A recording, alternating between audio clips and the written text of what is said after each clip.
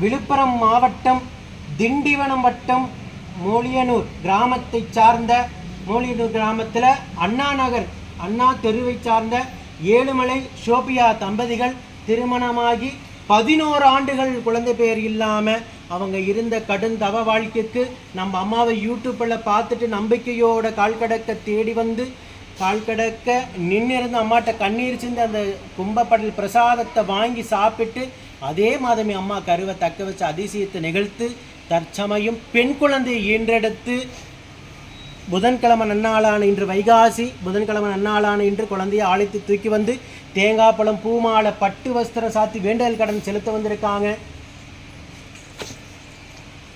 இந்த குழந்தை 11 ஆண்டு காலம் இவங்க இருந்த கடும் தவ வாழ்க்கைக்கு இந்த சேலத்து மகமாயி அவங்க உயிருள்ள வரைக்கும் மறக்காத நிலையான சந்தோஷத்தை கொடுத்து அவங்க குடும்பத்தை கட்டி காத்து கரைசித்திருக்காங்க.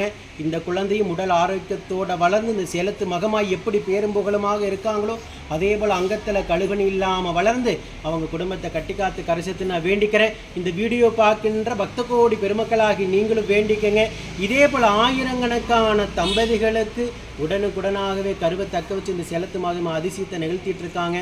எப்படின்னா கும்பப்படையில் அம்மனுக்கு அமாவாசை அன்னைக்கு கும்பப்படையில் பிரசாதம் படைப்போம். அந்த பிரசாதத்தை நம்பிக்கையோடு வந்து கையேந்தி வேண்டி சாப்பிட்ட அத்துணை தம்பதிகளுக்கும் குழந்தை பேர் இந்த சேலத்து மகமை அள்ளி அள்ளி கொடுத்துட்ருக்காங்க.